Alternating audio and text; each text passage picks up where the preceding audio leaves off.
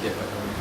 Bismillahirrahmanirrahim. Alhamdulillahirabbil alamin. Allahumma salli wa sallim ala sayyidina Muhammadin wa ala ali sayyidina Muhammadin fi kulli lamhatin wa nafasin bi'adadi kulli ma'lumin laka. La ilaha illallah Muhammadur Rasulullah. La ilaha illallah Muhammadur Rasulullah. La ilaha illallah Muhammadur Rasulullah fi kulli lamhatin wa nafasin bi'adadi kulli ma'lumin laka. Alhamdulillah, today is our first session after Isra Mi'raj, and the Sheikh is still with us in Isra Mi'raj. Okay, Haji Zain Shukri. Last week we spoke about the importance of purification, the mind, the body and the soul, and the four things that we've been talking about for the past 2 weeks. This week, without further ado, let me just go back into what the Sheikh has said. In the kitab he says 5 kali berhenti dalam Isra, the 5 times that the Prophet SAW stopped in Isra, not even Mi'raj. Setelah sampai di suatu tempat, Jibril alaihissalatu wassalam berkata pada sallallahu alaihi wasallam, turunlah dan sembahyanglah. When upon reaching a place, Sayyidina Jibril alaihissalatu wassalam said to the Prophet sallallahu alaihi wasallam, please alight and pray. Sesudah selesai sembahyang, Jibril berkata, inilah Madinah Thayyibah, dan di tempat inilah Tuhan akan berhijrah. And after praying, Jibril alaihissalatu wassalam said to sallallahu alaihi wasallam, this is Madinah Thayyibah. This is where you will be doing your migrations. Kemudian dari sana mereka berangkat, dan ketika sampai di suatu tempat yang lain, Jibril meminta Nabi SAW turun dan sembahyang.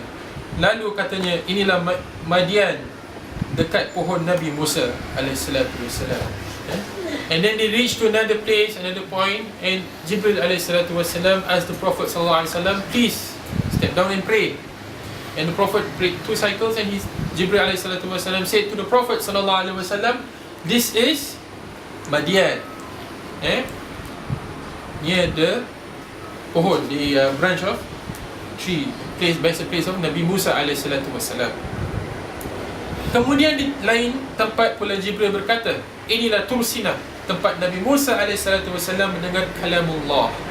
Then in another place, Jibril said to the Prophet SAW, this is Tursina, the place where Sayyidina Musa AS heard the kalam of Allah.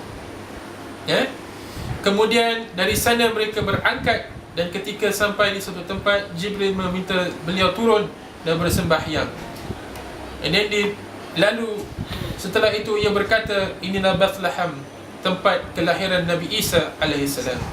And then they reached to Bethlehem, and Nabi SAW was asked by Jibril alaihissalam to step down to pray, and he did 2 cycles of prayer, and Jibril alaihissalam said, this is Bethlehem, the birthplace of Sayyidina Isa alaihissalam. Akhirnya mereka berhenti di Baitul Maqdis. Lalu beliau menjadi imam, bersembahyang berjemaah dengan anbiya dan malaikah. And then they reached Baitul Maqdis, where the Prophet SAW was the imam, the one that was leading the prayer of all the anbiya and the rasul. Hence his title, Imamul Anbiya, the chief of all the prophets. Sallallahu alaihi wasallam berhenti dalam Isra itu hanyalah 5 kali, khusus untuk mendirikan sembahyang. Beliau tidak peduli dengan urusan lain, meskipun kadang-kadang ada jeritan dan seruan orang. The Prophet sallallahu alaihi wasallam only stopped 5 times during Isra, to pray. That's it, and nothing else.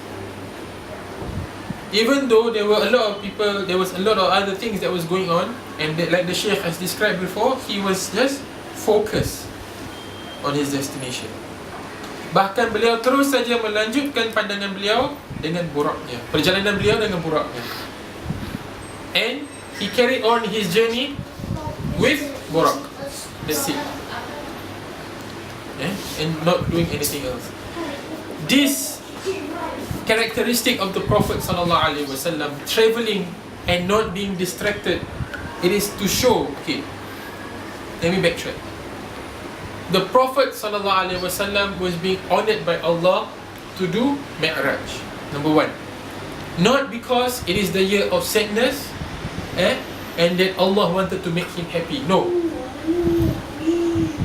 It is because only the Prophet ﷺ was able to do Mi'raj. Nobody else can do. Because of what? The heart of the Prophet ﷺ was only to Allah subhanahu wa ta'ala. It was love, hope, shawq. And only his heart is able to do this travel without being distracted by anything else. Not because it was the year of sadness, not because of this and Allah wanted to cheer him. No. It is because Allah was looking for the one heart that was able to do this Isra, and this only one heart that was able to do it was the heart of the Prophet ﷺ. His physical body and his heart. Because his heart, the Qibla is Allah. There was nothing else in his heart except for Allah.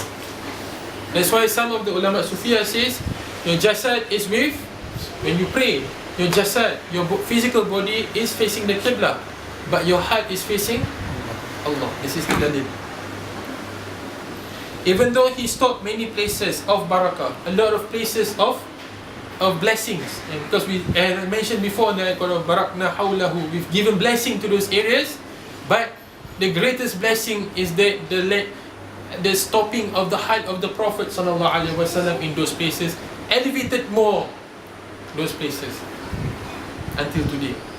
Those places became of the evidence of the love of the Prophet ﷺ towards Allah, and the love of Allah towards the Prophet ﷺ. Yeah? That is why he was not wavering. His eyes was not looking right, left, up and down. It's not only about the eye, but it is talking about the eye of the heart. Yeah, the eye of the heart is not looking not looking right, left, not being distracted, but the eye of the heart was focused only on Allah subhanahu wa ta'ala. This is how we should be when we are doing prayers. Our hearts focus only on Allah, because Allah has elevated us, has chosen us to do prayers. So there is la hawla wa la quwwata illa billah. This is from the sunnah of the Prophet sallallahu alaihi wasallam. The greatest sunnah is to surrender our hearts to Allah subhanahu wa ta'ala. Yeah? Let me continue. Perhatikanlah, the Syekh says, semua burak menunjukkan keliarannya dan tidak mahu ditunggangi oleh sallallahu alaihi wasallam. Yeah? The burak does not want to be ridden by the Prophet sallallahu alaihi wasallam initially. Ini adalah satu gambaran. This is an example. He says bahawa setiap manusia sentiasa liar, that every man or woman, all of us are always liar, always free to do whatever we want.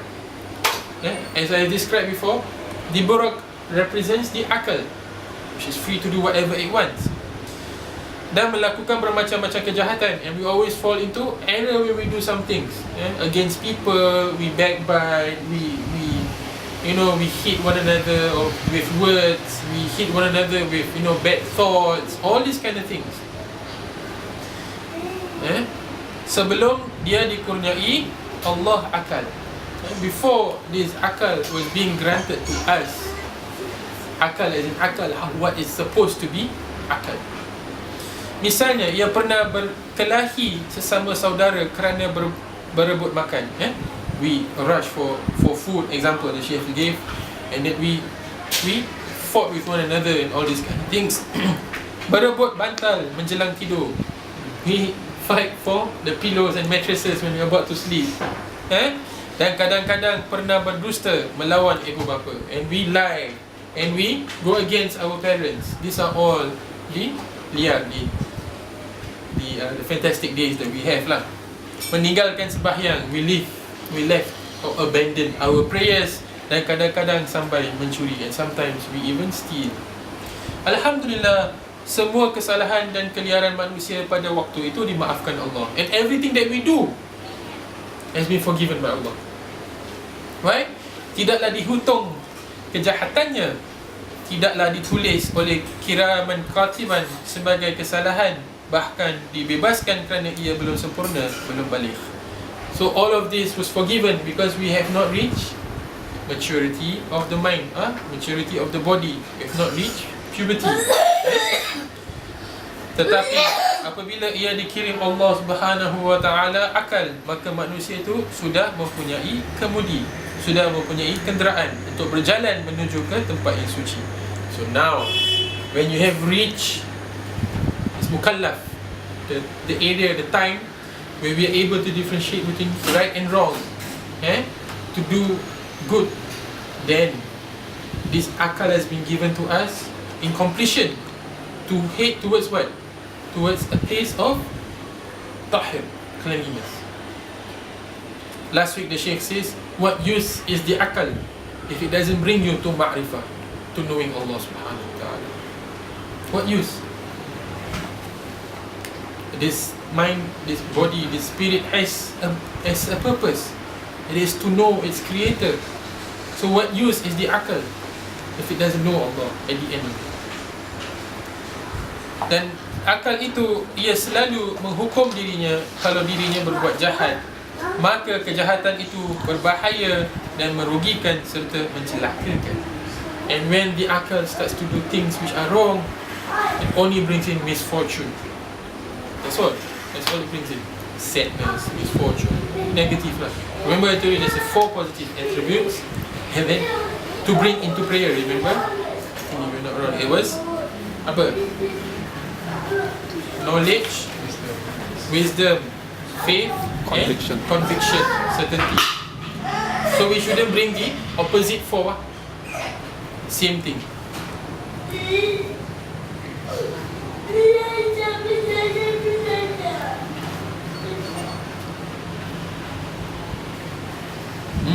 This is the important thing, Okay, this is where I go into that, insyaAllah.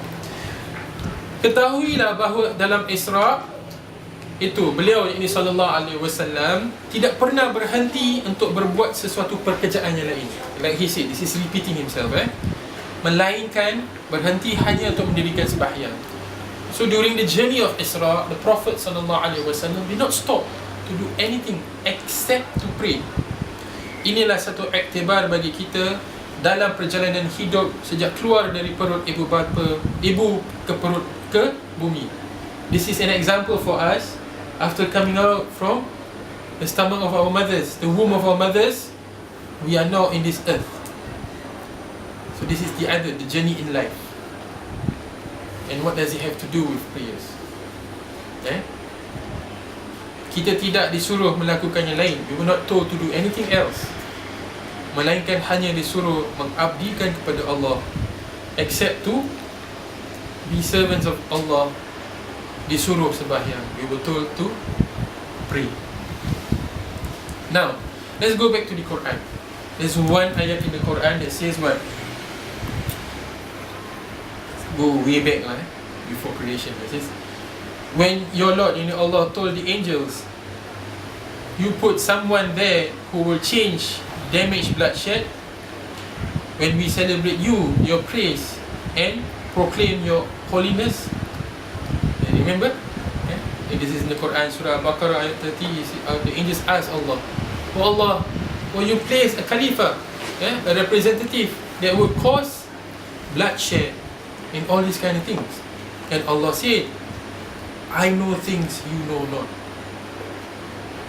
This is the angels who is known to only worship Allah, who is known that they themselves, we praise you, O Allah, we do this, O Allah, we do that, and you want to create someone else in a way that is already going against His will lah, kan? But this is what happens each time we pray. Each time we pray, Allah is telling the angels, see, I told you, I know things that you do not know.